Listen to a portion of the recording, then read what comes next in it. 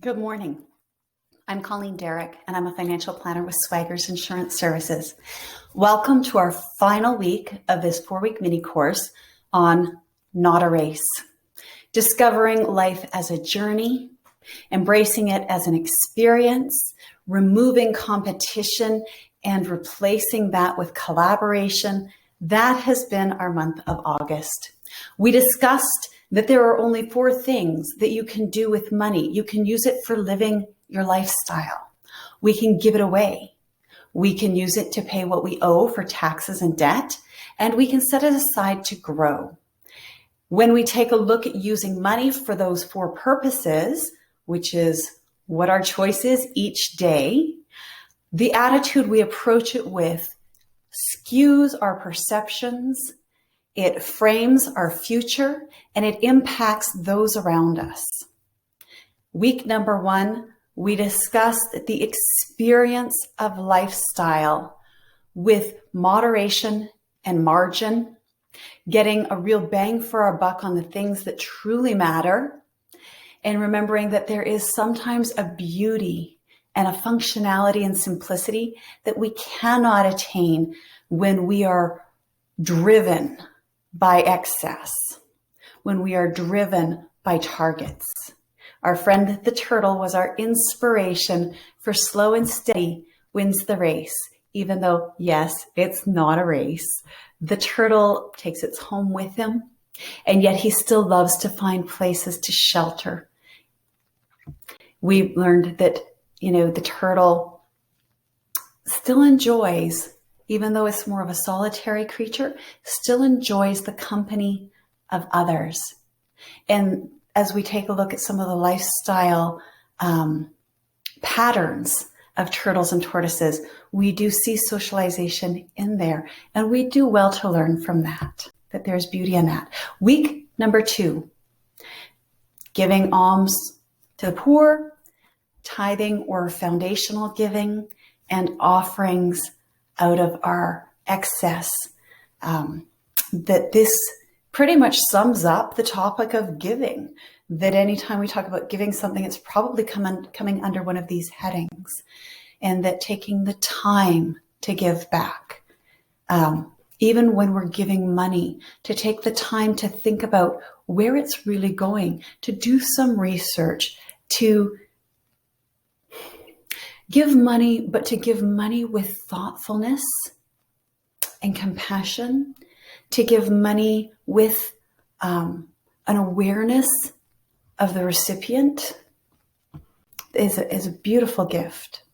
And again, just embracing this mindset that we all do better when we all work together for a more of a group mindset rather than it's all about me and I need to step on everybody to get ahead. I understand hurts and disruptions in your life may have given you an inclination to believe that you have to look out for yourself.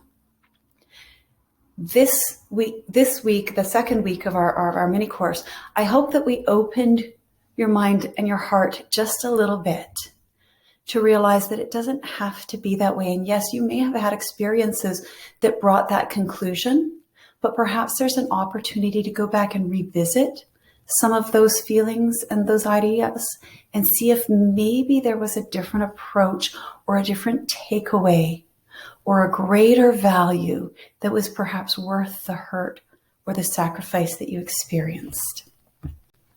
And then hope.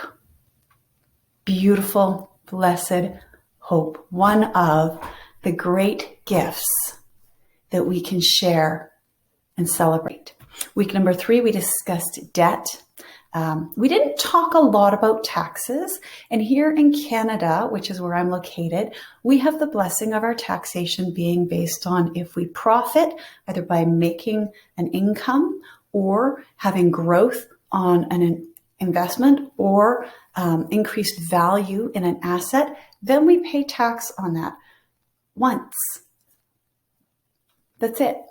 And so anytime you think you're paying tax on something more than once, I would encourage you to talk to a tax professional because they will take a look at that. And if you are, it needs to be corrected. And if you aren't, it's helpful for you to know that. We spoke about, again, bringing our intentions from a different vantage point, a different viewpoint, remembering that it's important when we're taking on debt that it be life-giving debt, that it be debt that harnesses time for your advantage, not compounding debt against you. We also discussed that we want to encourage you, I want to encourage you to revisit the debt that you have, assess where it's been set up in a way that is helpful to releasing your best future, as opposed to debt that perhaps you have in place that is not taking advantage of those opportunities, and perhaps revisit that arrangement. We use the penguin, who, again, they are slow on land, they hobble, but they are speedy and fun in water, to help us remember that there is a balance between speed and joy and purpose and experience. On week number 3, which was last week, we talked about, that was last week. This week, we're talking about growing. Why? For what? How? And until. These are our topics for today. And as we dive into this topic of growth, I would like you to close your eyes, if you would be willing, and picture a pyramid. The pyramid's amazing structure, but how much room is there at the top? It's a point. I close my eyes and I can see it so clearly. And there's a point at the top. There's only room for one at the top. Now, take that pyramid and set it off to the left side of your mind, in your viewing picture. And now imagine an oak tree, or a willow, or a maple.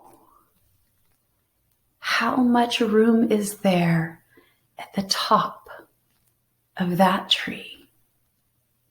How many birds or monkeys or squirrels can fit up there? Which would you rather grow? A pyramid which has room for one at the top, or a tree that has room for an ecosystem and a community? Why? Why are you wanting to grow? For the sake of growth? For pride? Ouch. I struggle with that one. I do things out of pride. And it is something I do try to keep a check on. Doing things out of pride does not bring my best life, and it does not bless or benefit my family and my friends and those around me. Nor does it benefit my business. It seems like it can, but when we do a deeper dive, we find out that pride is very destructive. For bragging rights, ego, out of fear. Are you scared of what if? Are you growing for health?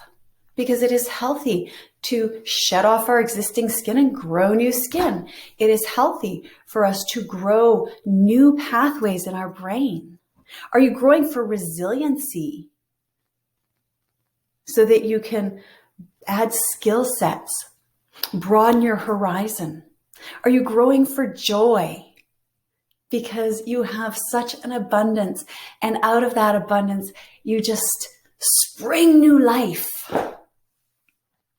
What are you growing for? Time is a finite resource. So what is most important to you? What will give you your best return on life? When I think of best return on my investment, yeah, I get excited about that. But you know what? It pales in comparison when I put that in supporting my best life, and how am I going to leverage that investment to give me the best return on my life? And what will be the greatest blessing to you, your family, and your community? How will you grow? Will you artificially speed up and enhance the growth process? Will you take it slow and grow strong with balance? Will you benefit from consistency, tenacity, providing the fuel you need on a sustained basis for consistent growth in a healthy, even manner? And until, What is your priority? What's the end result or the process? Perpetual compounding growth is unsustainable. So what does sustainable growth look like? We know all throughout nature, we see an ebb and a flow. And when we embrace and mimic that, we find that things continue and work fairly well. When we try to jack them up, there is a max point. There is a capping out. There is a time where the cost and the resources necessary are being pillaged and stolen and jammed in to support something that is not natural or healthy. And so let's try to maybe come at this with a very holistic minded approach. Saying what resources do we have that can continuously come in, and what level of growth can they sustain, and how can I structure that in a very rich, blessing-minded manner. This week, one of the slowest animals in existence is the seahorse. Now, anybody who knows me knows that I love the ocean and I adore snorkeling. I do not get to see seahorses when I snorkel very often. If I'm I think maybe once I've seen one seahorse in my life in nature, but that's it. But they are slow and they are cute if you get them in a picture, but they're very tiny. So our inspiration for this final week, the slowest creature, one of the slowest creatures, grow the right way for the right reasons. As you nurture your own growth, spread it around and help those alongside you grow as well. Bring them along for the journey. Yes, I'm reiterating some of our past sessions in other months. Good points. Good points that are bearing repeating. Good points that are worth repeating because they are practical and good to implement, and they are going to just benefit you in the long run and the short run. Lead the way.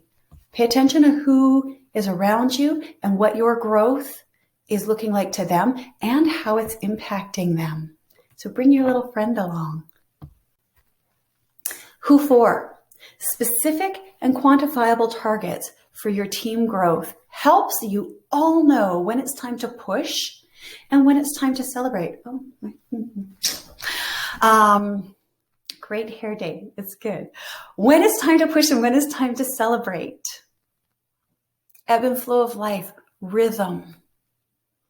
When you're growing a team, when you're growing your investments, there's a time to pull out of the market to safety. There's a time to take advantage of opportunities to buy in. There's a time to do a dollar cost averaging structure. There's a time to secure your principal. There's a time for, wow, how do we make all of these decisions and decide what is the best time for which? One of the great things to put that up against is, who is this growth for? And what's going to be the best benefit for them? Because it might not be the best benefit for me. And if I'm the target, I need to think about that. Even if it might be the best benefit for you. If it's designed for you, so what if it's an RESP for my kid? Well, it's not designed to bless and benefit me. It's designed to bless and benefit them for a very specific purpose with a very narrow window and very specific regulations and rules. I need to be mindful of who is this for?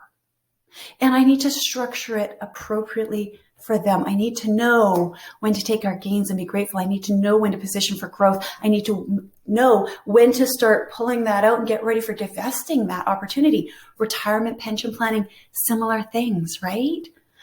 Business, capital growth opportunities. We need to be very aware of who is this for and be sensitive to the rhythm, the timing, the tempo. Enhance. Yay! Overwhelm? Nay. Quality growth enhances its surroundings instead of robbing them.